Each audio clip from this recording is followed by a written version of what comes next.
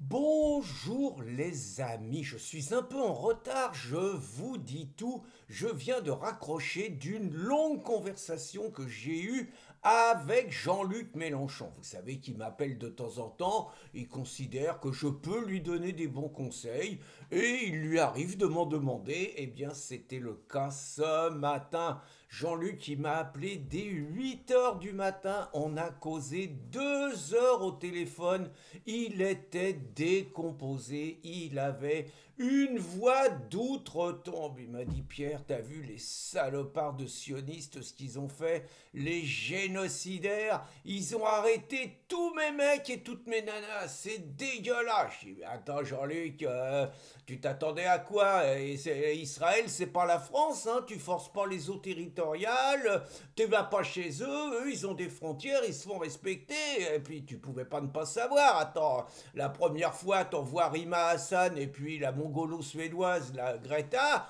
bon bah ils les ont expédiés vite fait en avion entre nous, pas terrible pour la pollution.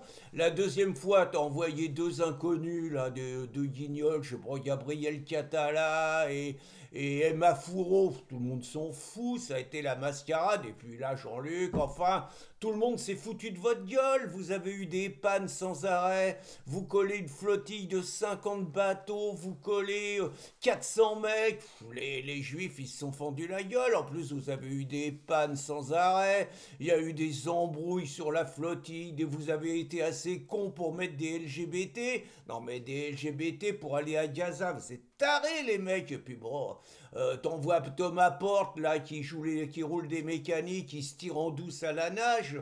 Tout le monde s'est foutu de votre gueule. Vous avez des mecs qui sont partis, mais qui c'est qui pilote ça? Puis en plus, vous prenez le mongolo Yenoli. Non mais ça va pas. Jean-Luc, il me dit: je sais, t'as raison, faut que je prenne les choses en main, c'est le bordel.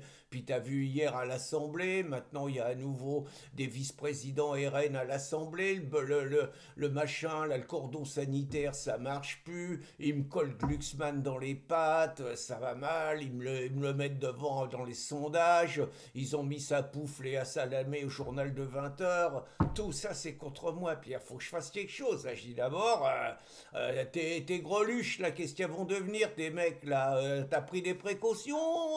Guénolé, il dit: je m'en fous de l'autre. Ouais, mais j'ai dit: t'as pique mal aussi, puis t'as tes gonzesses là, t'as comment, Alma Dufour. Bon, il a fait un jeu de mots sur Dufour, j'ose pas vous le répéter parce que ça pourrait me valoir le tribunal, mais pour vous dire à quel point il était troublé, il a fait du Jean-Marie Le Pen sur Alma Dufour. Non mais attendez, ça va plus du tout Jean-Luc là.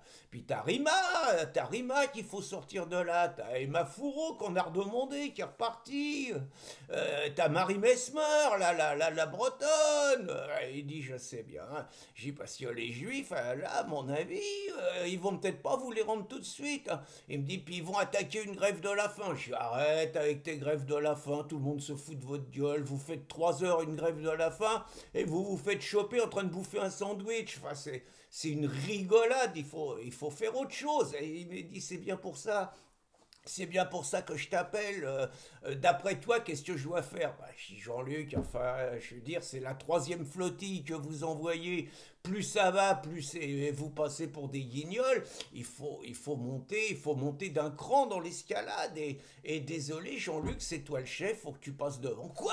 Il m'a dit: qu'est-ce que tu veux que je monte sur le bateau? Bah, il s'est bien pleuré. Il me dit: mais je peux pas, j'ai le mal de mer. J'ai dit: on s'en fout, t'es un chef, t'es un révolutionnaire. Tu dois être à la tête de tes troupes. Et là, si t'es à la tête de tes troupes, si c'est toi qui prends la tête de la quatrième flottille, là, les juifs, ils vont faire gaffe, parce que t'es quand même un mec de renommée mondiale. Alors là, j'ai senti que je lui faisais du bien. Il a arrêté de pleurer. Tous les Africains te connaissent. Il dit: c'est vrai, tous les Latinos, ils te connaissent. Le monde entier, ils te regardent, Jean-Luc. Et là, t'as plus le choix. Il me dit: ouais, t'as raison, t'as raison.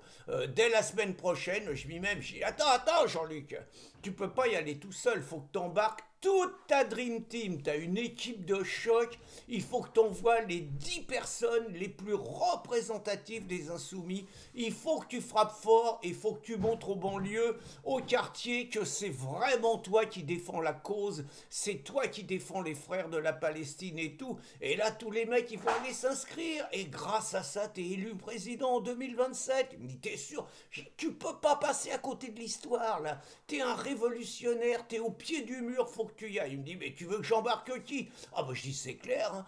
T'embarques la grosse Mathilde, t'as pas le choix, enfin, un peu, faut qu'elle soit dans le coup.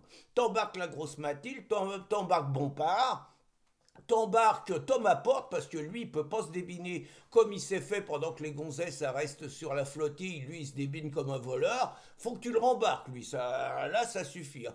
T'emmènes Loulou, faut que t'emmènes Loulou la cam, tu peux pas le laisser là, puis en plus sa gonzesse ça y a été, Marie Mesmer, faut qu'il fasse pareil, puis t'embarques là, tu sais le petit con là, ta tête à claque, là il me dit ah Antoine Léaumont, je dis voilà c'est lui faut que tu l'embarques, et puis le raciste du Nord là comment, ah David Giraud, ouais, faut que tu l'embarques, faut que t'embarques le rouquin. Le rouquin, ils aiment ça, les palos. C'est un mec qui met une torgnole à sa gonzesse, ils aiment ça. Donc t'embarques le rouquin.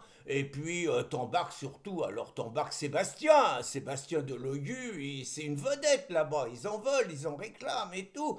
Et puis surtout, il y en a une à côté de qui tu peux pas passer, il faut que t'embarques Ercilia, parce que depuis qu'ils ont appris qu'ils l'ont embarqué en partouze et tout, je veux dire, ils la réclament, ils la veulent les palos. Donc tu me mets une Dream Team comme ça, Jean-Luc, et je te promets, fais-moi confiance, tu seras élu président de la République en 2027. Et j'ai senti, Jean-Luc, je l'ai regonflé, il m'a dit Pierre, t'es un frère, heureusement que je t'ai.